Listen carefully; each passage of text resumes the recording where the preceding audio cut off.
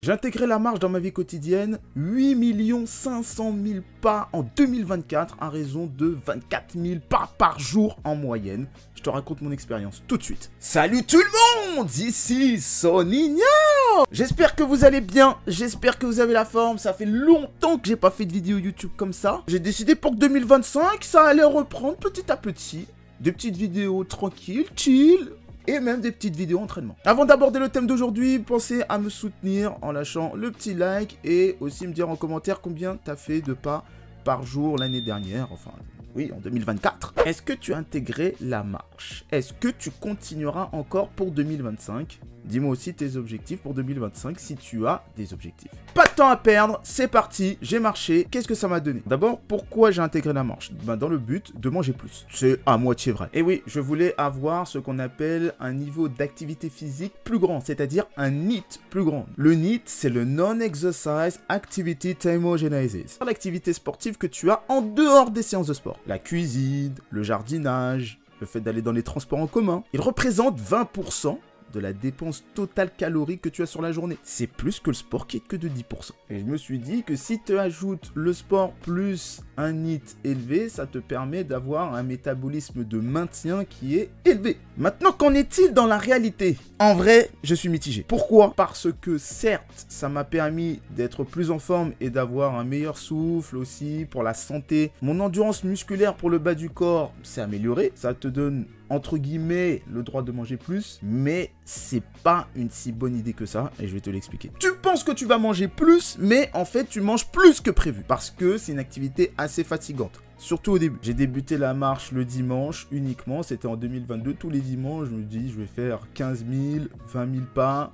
C'est-à-dire entre 1h30 et 2 heures de marche. Puis, ça s'est augmenté à 25 voire 30 000 pas, jusqu'à ce qu'à partir de février 2024, que je fasse minimum 20 000 pas par jour du lundi au samedi, et 30 000 pas chaque dimanche. Donc l'avantage de la marche en dehors des séances de sport, ou en tout cas de marcher plus, d'atteindre minimum 10 000, 15 000, même de faire 20 000 pas par jour comme je l'ai fait, c'est d'avoir une meilleure santé cardiaque, une meilleure respiration, d'avoir une activité qui me détend, de découvrir les lieux de Paris. Et comme tu es habitué à un certain rythme de marche, au bout d'un moment, tu te mets à marcher de plus en plus vite, ce qui en soi est un petit avantage. Et le principal inconvénient, c'est que tu as plus faim. À certains moments, ça m'a permis de m'évader, mais comme je pense à des trucs, ça peut être n'importe quoi, je me pose des milliards de questions. À force que le cerveau tourne, ça te fatigue, et ben moi, ça me donnait faim. Et quand t'as faim et que t'as un passé d'ancienne obèse, bon, tu manges plus que prévu. J'arrivais à tempérer, heureusement, et heureusement que je faisais pas mal de sport aussi, mais c'est un aspect pas évident à gérer. Est-ce que la marche est une solution pour perdre du poids? C'est une solution si tu es très obèse, si tu pars de très loin. Oui, ça peut être une bonne solution parce que tu peux prendre tes deux jambes et faire l'activité sportive, marcher, tout le monde peut le faire. Contrairement à l'alimentation qu'il faut changer, où là je trouve que c'est plus compliqué à mettre en place, tu auras des résultats rien qu'en augmentant l'activité physique. Maintenant, la marche ne fait pas perdre du poids en soi, ça te sert à améliorer ta santé principalement. Car pour perdre du poids, le déficit calorique compte.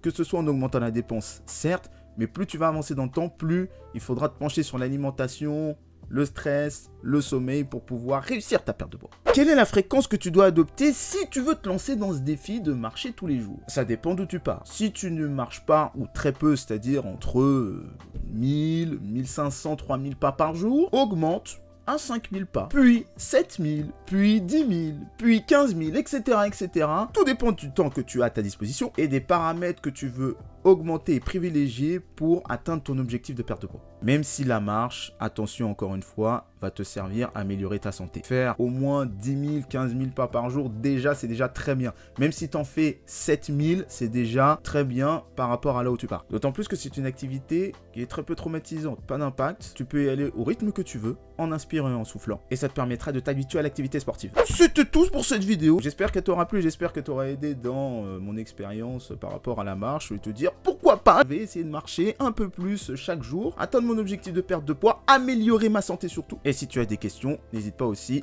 à bombarder les commentaires. Donc, si la vidéo t'a plu, n'hésite pas à lâcher ton like si tu l'as pas lâché et à me suivre sur mes autres réseaux.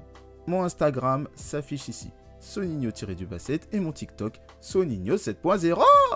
Je te dis à la prochaine pour une nouvelle vidéo. C'était Soninho pour une nouvelle vidéo. Merci et ciao, bye bye.